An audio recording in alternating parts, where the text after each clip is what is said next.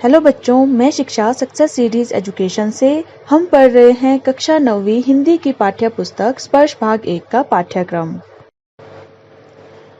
आज हम पाठ 7 पढ़ेंगे। पाठ 7 में आपको कवि रैदास द्वारा लिखित 2 पद दिए गए हैं। पहले पद में कवि अपने आराध्य को याद करते हुए उनसे अपनी तुलना कर रहा है। जैसे यदि कवि भगवान की तुलना चंदन से कर रहा है तो कवि अपने आप को पानी बताता है, और उसी तरह यदि भगवान की तुलना कवि बादल से कर रहा है तो कवि अपने आप को मोर बताता है।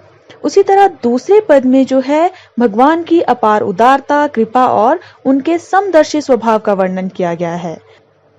यहाँ कवि हमसे यह कहना चाहते हैं कि भगवान किसी से किसी भी प्रकार का भेदभाव नहीं करते हैं। भगवान के लिए गरीब, अमीर, दीन, दुखी, सुखी व्यक्ति सभी एक बराबर हैं। वे सभी को एक तरह से देखते हैं। यहाँ हम इन पदों के माध्यम से जानेंगे कि कवि रैदास हमसे आखिर क्या कहना चाहते हैं। तो चलिए शुरू करते हैं।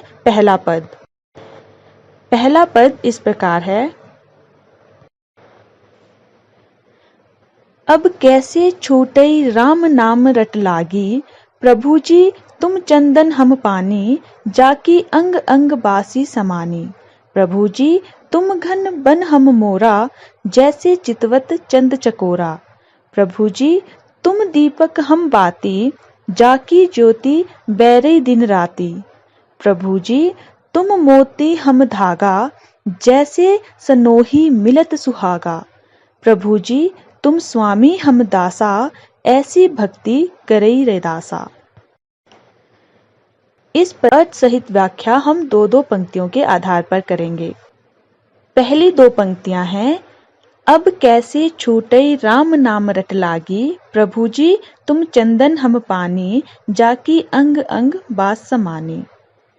यहाँ पर जो बास शब्द है वो गंध या बास के लिए कहा गया है। जो गंध होती है, हमारे शरीर की सुगंध होती है, उसके लिए कहा गया है। समानी का अर्थ यहाँ लिया गया है समाना से, यानी सुगंध के बस जाने से। यहाँ कवि यह कहना चाहते हैं कि जब किसी भक्त को अपने भगवान के नाम की रट लग जाती है, जब कोई भक्त अपने भगवान की भक्ति में लीन हो जाता है, तो उसे भगवान के नाम से दूर करना असंभव हो जाता है। यहाँ जो है कवि उदाहरण के साथ कहते हैं कि प्रभु जी तुम चंदन हम पानी, जाकी अंग अंग बास समानी। यहाँ कवि कहते हैं कि यदि हे प्रभु तुम चंदन हो तो जो तुम्हारा भक्त है वो किस तरह का है, वो पानी की तरह है। और कवि कहता है कि जिस प्रकार चंदन की जो सुगंध है वो पानी की बूंद बूंद में समा जाती है, उसी प्रकार प्रभु की भक्ति भक्त के अंग अंग में समा जाती है। इसलिए भक्त को जो है भगवान की भक्ति से दूर करना असंभव हो जाता है। अगली पंक्तियां हैं। प्रभु जी तुम घन बन हम मोरा, जैसे चितवत चंद चकोरा। प्रभु जी तुम दीपक हम बाती, जाकी ज्योति बैरई दिन राती। यहाँ पर जो घन शब्द है वो बादल के लिए लिया गया है, और मोरा जो है वो मोर को कहा जाता है। चितवत कहा जाता है देखने को या निहारने को। चकोर जो है वो एक तीतर जाति का पक्षी है जो चंद्रमा का प्रेमी माना जाता है, यानी वो चंद्रमा को रात के समय देखता रहता है। एकटक दृष्टि से वो पलक झपकाए बिना चांद को देखता है। बाती कहा जाता है उस रुई को जिसे तेल में डालकर दिया जलाया जाता है। ज्योति कहा जाता है ज्योति को, यानी जो देवता या भगवान के सामने दीपक जलाया जाता है उसके प्रकाश को। बैरी कहा जाता है बढ़ाना को या जलने को। राती कहा जाता है बढ़ाना को या जलने को। राती कहा जाता है रात्रि को। इन पंक्तियों की व्याख्या इस तरह से है कि प्रभु जी तुम घन बन हम मोरा। यहाँ कवि क्या कहते हैं कि हे प्रभु यदि तुम घन हो, यानी यदि तुम बादल हो, तो जो तुम्हारा भक्त है, जो कवि है, वो मोर के समान है, जो बादल को देखते ही नाचने लगता है। जैसे चितवत चंद चकोरा। कवि यहाँ यह कहते हैं कि यदि तुम चांद हो तो तुम्हारा जो भक्त है वो उस चकोर पक्षी की तरह है जो रात के समय चांद को एकटक दृष्टि से देखता रहता है। प्रभु जी तुम दीपक हम बाती। यहाँ कवि यह कहते हैं कि हे प्रभु, यदि तुम दीपक हो तो जो वह तुम्हारा भक्त कर जो है रोशनी देती रहती है। अंतिम पंक्तियां इस तरह से है कि प्रभु जी तुम मोती हम धागा, जैसे सोनहि मिलत सुहागा। प्रभु जी तुम स्वामी हम दासा, ऐसी भक्ति करई रे दासा। सुहागा कहा जाता है सोने को शुद्ध रूप में लाने के लिए जो क्षार द्रव्य प्रयोग किया जाता है उसे क्या कहते हैं? सुहागा। दासा जो है यहाँ दास या सेवक के लिए प्रयुक्त किया गया है। तो यहाँ कवि कहते हैं कि प्रभु जी तुम मोती हम दासा, जैसे सनोही मिलत सुहागा। यहाँ पर कवि कह रहे हैं कि हे प्रभु, यदि तुम मोती हो तो तुम्हारा जो भक्त है वो उस धागे के समान है जिसमें मोतियों को पिरोया जाता है, यानी जिसमें मोतियों की लड़ी को बनाया जाता है। उसका असर ऐसा होता है जैसे सोने में सुहागा डाल दिया गया हो, क्योंकि जो मोती है यदि वो अलग अलग रखे गए हो तो उनकी सुंदरता उतनी निखर कर नहीं आती। धागे में पिरोकर उनकी माला बना दी जाती है, उसकी सुंदरता निखर जाती है। प्रभु जी तुम स्वामी हम दासा, ऐसी भक्ति करे रदासा। यहाँ जो कवि रैदास जी हैं वो अपने आराध्य के प्रति अपनी भक्ति को दर्शाते हुए कहते हैं कि हे मेरे प्रभु, यदि तुम स्वामी हो तो मैं आपका भक्त जो है वो आपका दास हूँ, यानी आपका नौकर हूँ। यहाँ पहले पद में हम यह पाते हैं कि जो कवि है वो भगवान को बहुत अधिक श्रेष्ठ दिखाते हैं और अपने आप को बहुत ज्यादा निम्न दिखाते हैं, भगवान के सामने बहुत अधिक छोटा दिखाते हैं। लेकिन वो यहाँ पर यह भी दर्शाते हैं कि वो भगवान से इस तरह से जुड़े हुए हैं, उनका जो भगवान के प्रति लगन है वो इस तरह से जुड़ी हुई है, वो भगवान से थोड़े से समय के लिए भी दूर नहीं रह सकते हैं। वो भगवान से बहुत अधिक प्रभावित हैं, वो भगवान के साथ ही अपना पूरा जीवन व्यतीत करना चाहते हैं।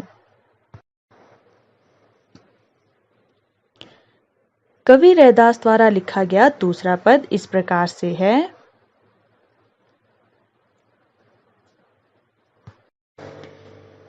ऐसी लाल तुझ बिनु कौनो करई, गरीब निवाजू गुसैया मेरा माथई छत्रु धरई। जाकी छोटी जगत कऊ लागई तापर तुही ढरई, नीचहु ऊंच करई मेरा गोविंदु काहू ते ना डरई। नामदेव कबीरू तिलोचनु सधना सेनु तरई, कही रविदासु सुनहु रे संतहु हरिजऊ ते सभई सरई।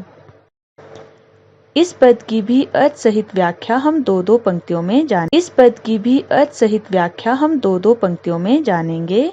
तो पहली पंक्तियां इस प्रकार से है। ऐसी लाल तुझ बिनु कौनु करई, गरीब निवाजू गुसैया मेरा माथई छत्रु धरई। लाल यहाँ स्वामी के लिए प्रयोग किया गया है, कौनु कहा गया है कौन के लिए। गरीब निवाजू जो है वो दीन दुखियों पर जो दया करने वाले हैं उन्हें कहा गया है, यानी ईश्वर के लिए कहा गया है, भगवान के लिए कहा गया है। गुसैया कहा गया है स्वामी के लिए या गुसाई के लिए, मतलब गुसैया भी स्वामी के लिए ही प्रयुक्त किया गया है। माथई छत्रु धरई जो है वो कहा गया है माथे पर मुकुट धारण करने वाला, यानी ये जो सारे संकेत है वो भगवान को ही प्रयुक्त किए गए हैं। इन पंक्तियों की व्याख्या देखते हैं। ऐसी लाल तुझ बिनु कौनु करई, यहाँ पर जो भगवान की महिमा का बखान हुए कवि कहते हैं कि हे भगवान, तुम्हारे बिना जो है कोई ऐसा नहीं करता। क्या नहीं करता? गरीब निवाजू गुसैया, यानी कोई दीन दुखियों पर दया नहीं करता भगवान के सिवाय। मेरा माथई छत्रु धरई, यानी जो भगवान है उनके माथे पर मुकुट शोभा देता है। ऐसे भगवान जो है दीन दुखियों पर अपनी दया दिखाते हैं। अगली पंक्तियां हैं, जाकी छोटी जगत कऊ लागई तापर तू ही ढरई, नीचहु ऊंच करे मेरा गोविंदु, काहू तेना डरई। छोटी कहा गया है छुआछूत को या अस्पृश्यता को, यानी छुआछूत को जो है छोटी कहा गया है। जगत कऊ लागई यानी संसार के लोगों को लगती है, यहाँ पर इसका अर्थ यह है। तापर तू ही ढरी यानी उन पर द्रवित होता है। नीचहु ऊंच करई, नीच को भी ऊंची पदवी प्रदान करता है, यानी किसी को भी ऊंच नीच नहीं देखता है। भगवान क्या करता है, सभी को बराबर देखता है, जिसमें जो गुण है भगवान उसी को उसी तरह का फल देता है। इन पंक्तियों की व्याख्या देखते हैं। जाकी छोटी जगत कऊ लागई तापर तू ही ढरई। यहाँ कवि कहते हैं कि संसार के लोग जिन्हें अछूत समझते हैं, भगवान उन पर भी दया दिखाते हैं।